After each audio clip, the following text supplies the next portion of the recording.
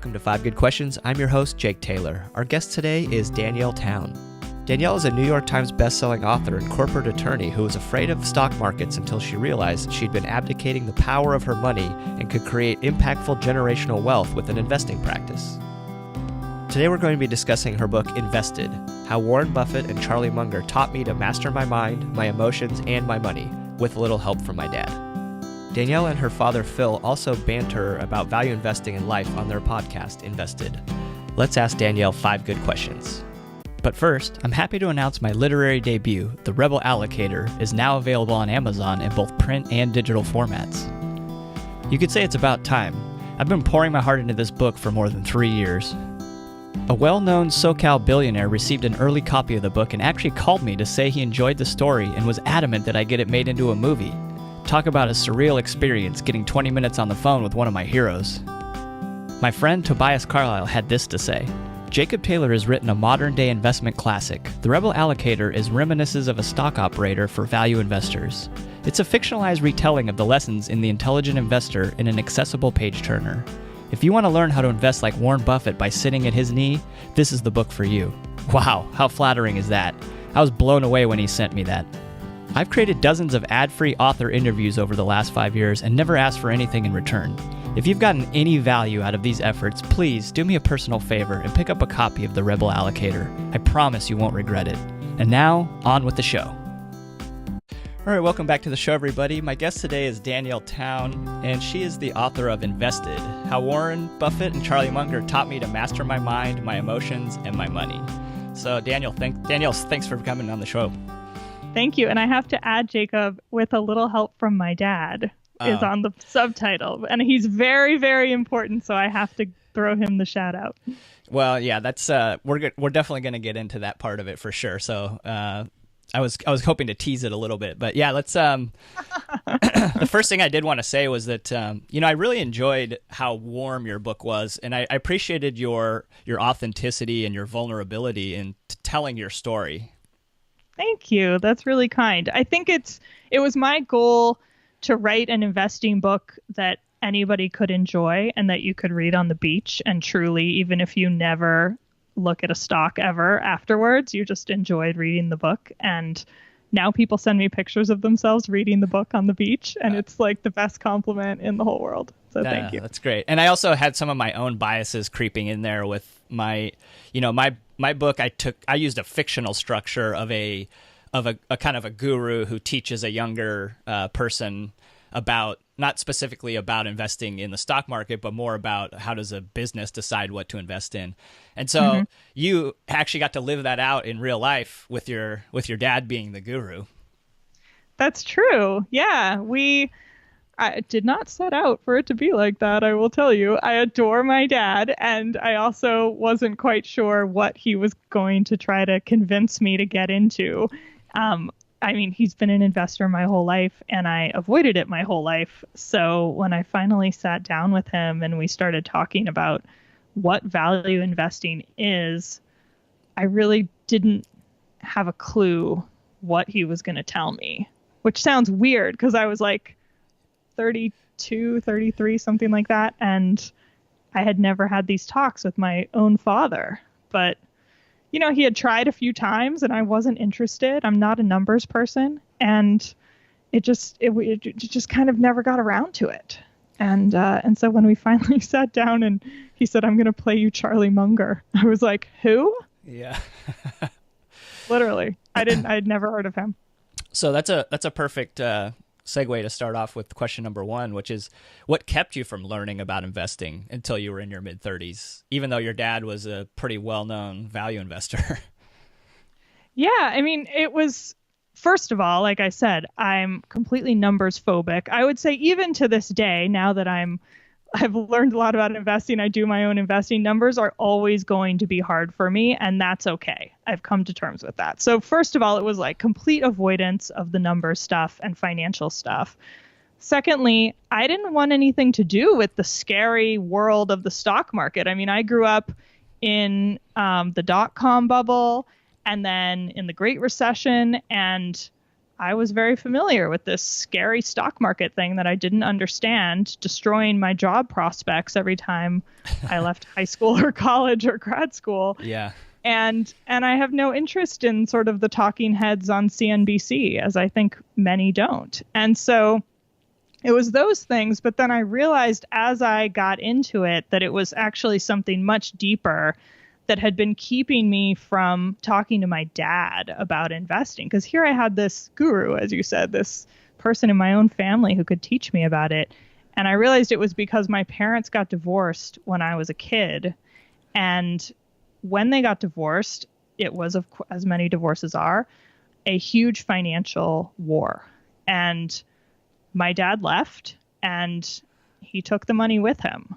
And I mean, he didn't mean to do that to his children. It was just kind of, the lawyers got involved and it was a total mess. Yeah. And when he figured it out, he came back and he made sure we were fine. And my parents ended up ditching the lawyers and had a mediator and are now friends. So it's all turned out okay. But that experience, in my memory as a kid, I was 11 or 12 when that happened, was of my parents splitting and nothing to do with the money. And it wasn't until I started actually engaging with my money and learning investing from my dad that I thought, God, I don't know why I don't trust this guy who is trusted by many with money. And I connected it finally, and I remembered finally that pain around the money in the divorce at that time. And I think so many of us have these experiences with our caregivers, our parents, people in school, whoever we grew up with, around money, the way they talk about money, the way that they teach us about money, and the way that they behave around money affects the way that we behave as adults. And that, once I shifted that, it changed everything for me, and I was able to completely get into investing from then on. And how did voting with your money is what I think the term that you used, which I really liked. How did that sort of draw you into learning more about investing? Well, I mean, I was a pretty conscious consumer.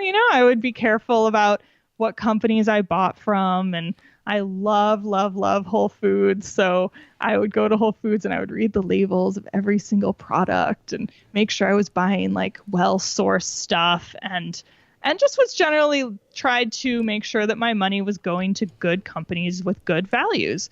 But I had never, ever connected that to my savings or the money that I could use for investing. And when my dad said to me, these companies that you're buying like popcorn from, those are the companies you could invest in a greater way than simply buying groceries or clothing or cars or whatever your consumer needs are. I could actually go and support them with my money. And on top of that, I was already making a vote without thinking about it. Because if we have our money invested in any way, we are supporting those companies. And so I was actually voting without even knowing what my vote was going to, which is terrifying, right? Like that's my money. That's my vote. And once I realized that it was being used regardless of whether or not I thought about it, I realized I have a responsibility to actually think about it and consciously choose what my money, what my vote is supporting. And as soon as I sort of made that connection, I started to feel like I got to sit on my couch and I was a warrior from my couch. Like I got to make a difference just chilling at home with my computer and choosing what my money supports. And that's what I love so much about long-term value investing, is it's really about finding a wonderful company that you're going to support for a very long time. So it has to be a good one. And that whole combination really just drew me into investing. That's kind of interesting. The not just like voting with your money as far as buying a company, but any holding that you have of anything, including cash, is sort of a vote for it. Like, that's right. Holding cash is a vote for the U.S. government. Holding treasuries is a vote for the U.S. government, or whatever country. There's no hiding out from voting, right? Totally. A lot of value investors don't ever use shorts because they don't want to have that kind of negative connotation to their investing. And it's not because they don't think you can't make money. with short sales, but they just don't want to have that be part of their life, essentially. And I really respect those kinds of decisions because it's conscious. And you're exactly right.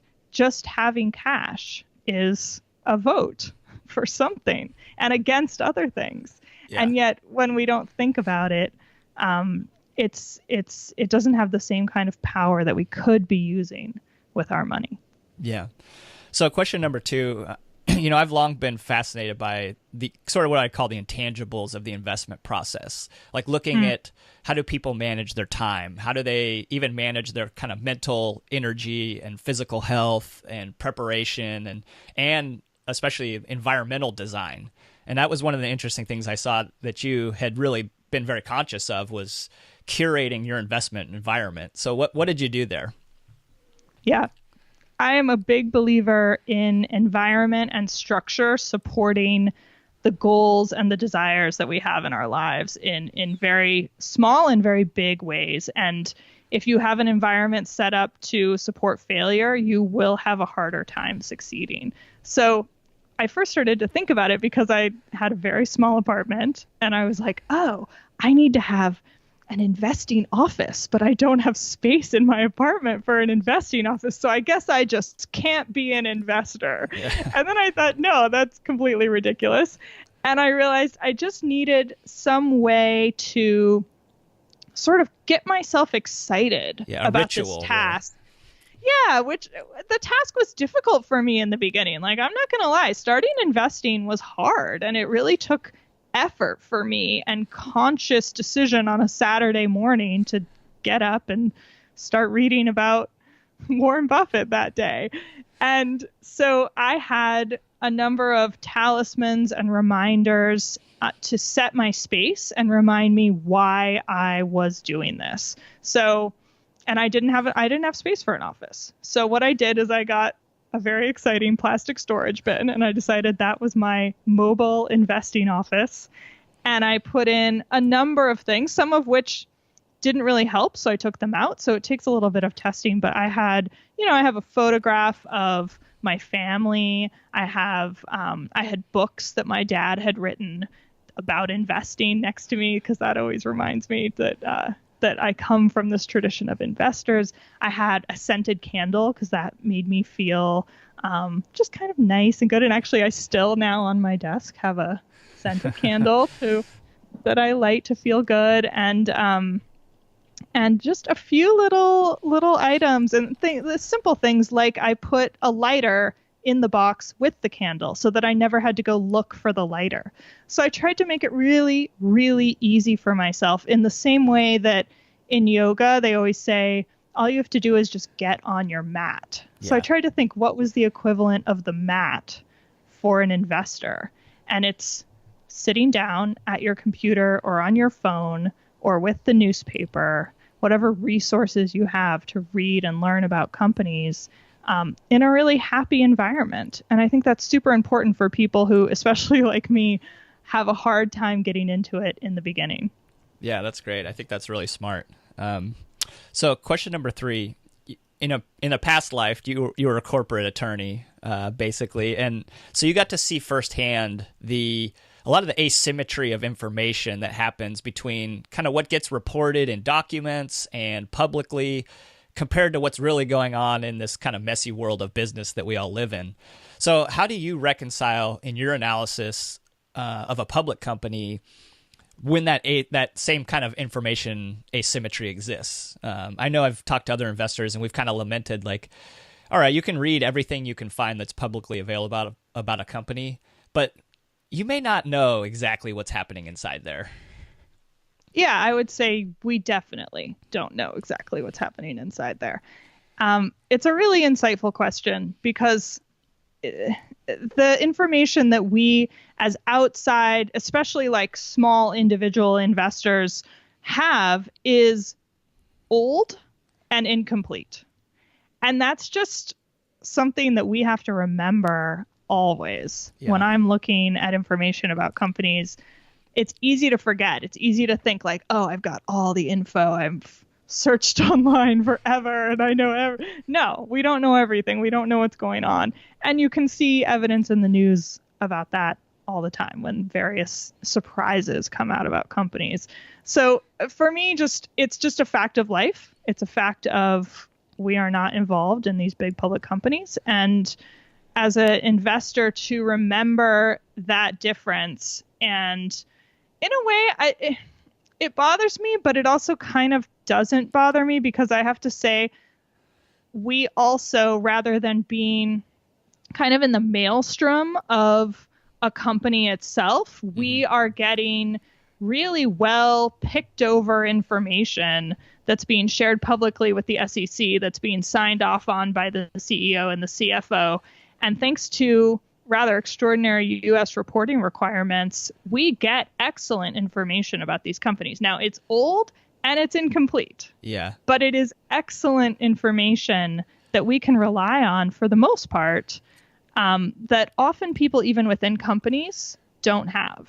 That's a good point. I mean, if a lot of times you think about it being filtered, and you're thinking, oh man, they're not telling me all the kind of scary stuff that I might need to know to become owner here.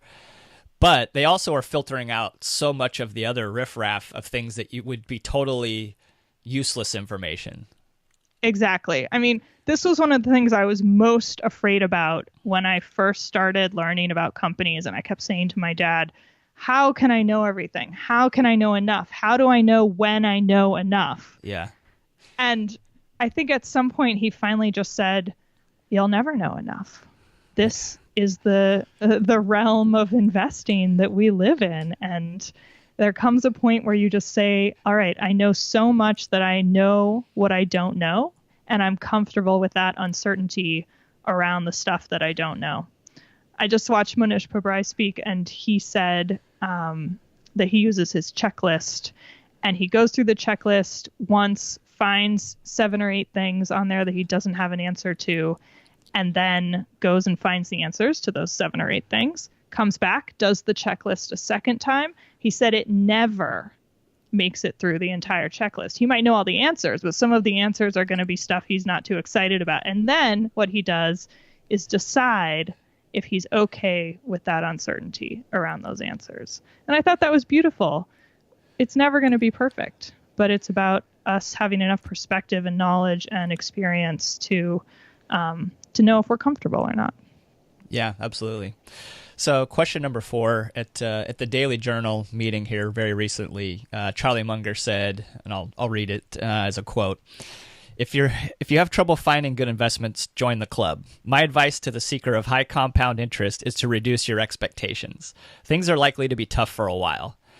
So my impression from reading the book was that your dad might have kind of got you interested in investing by showing you some of the magic of compounding returns. Especially some of these bigger numbers. You almost, it's pretty insane. It's insane if you put in a 26% return and then just compound it. It's like, okay, these numbers don't even. It's crazy. So, however, given Charlie's little scary comment there, what do you think that the returns of the last, let's say, 20 to 30 years will be available to us over the next 20 to 30 years? Well, I'm certainly not going to disagree with Charlie. I think that if he thinks it's harder coming up, then it's probably going to be harder coming up. I know there's a lot more value investors out there, largely in thanks to Charlie and Warren describing what they do so well. And I hear people a lot talking about how companies that are undervalued are few and far between because they're so picked over by people looking for them. So that's part of it. It's also the macro economy. It's also the political instability around the world. So yeah, it's probably going to be a bit harder. But he also said that if you are somebody who's willing to buy only a few companies and not diversify in the typical sense, that you can do it. If you work hard, you make more than the indexes, you can do it. So I'm not going to disagree with Charlie. I believe him. And I think if we work hard, we can find those good companies out there. I also think that, we're all waiting for the crash. And if you're ready when the crash happens and you have some money around, that'll be the time to really make up those gains.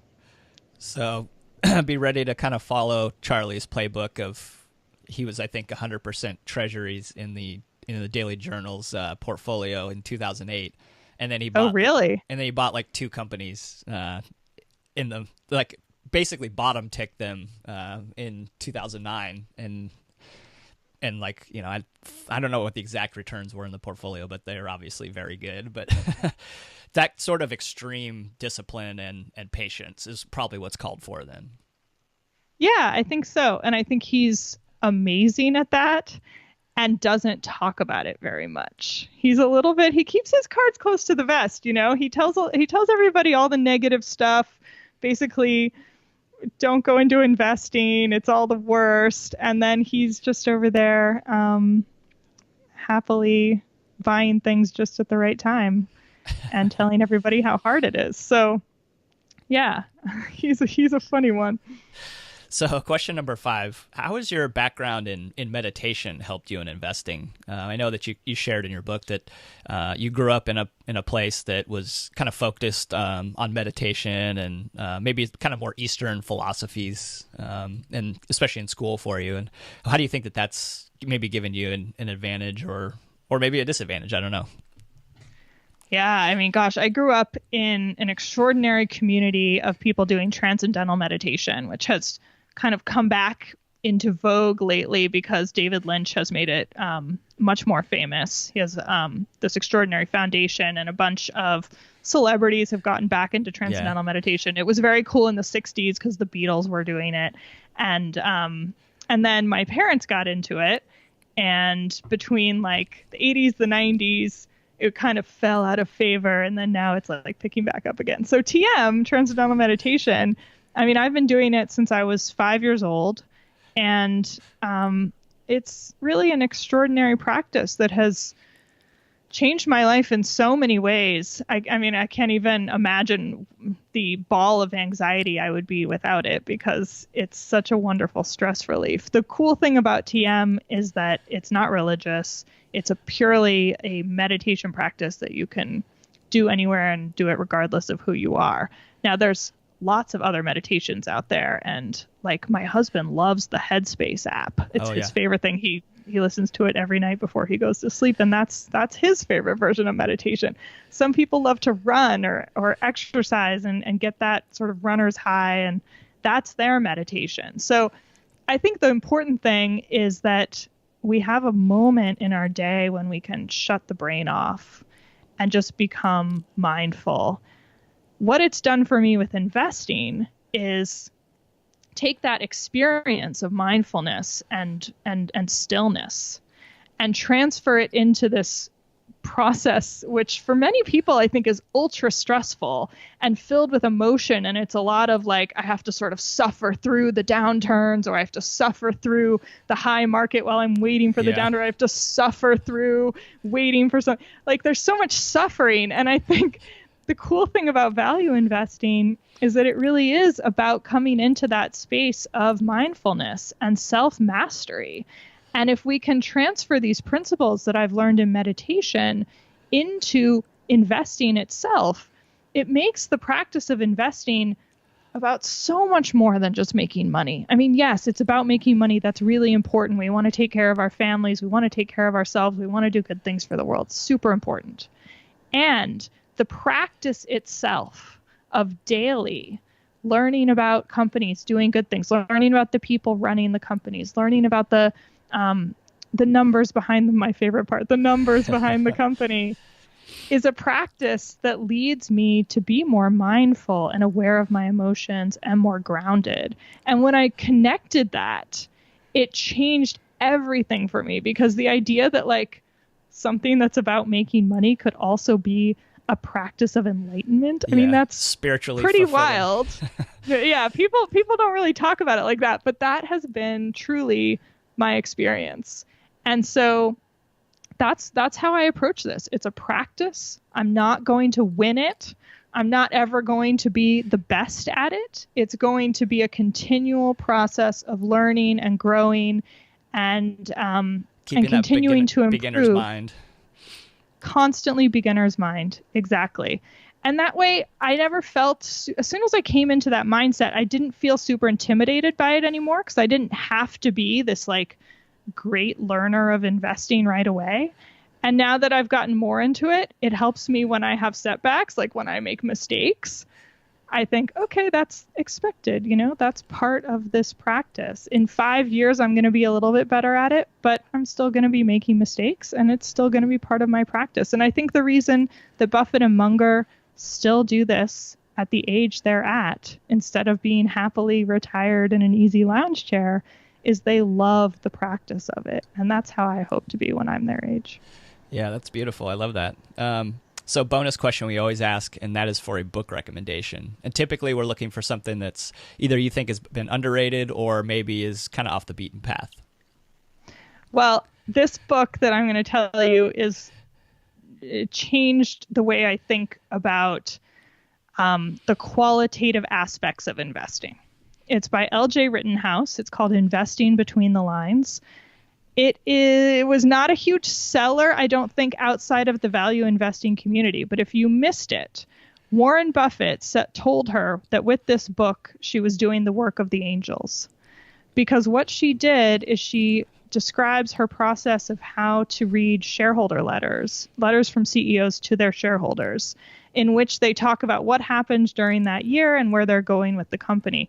And she has turned these very sort of fluffy, often not really saying a lot, sometimes saying a lot kinds of letters into an actual method of analyzing a company simply from the letter itself. And she describes completely in great detail in this book how she does it. I read that book on an airplane flying to New York.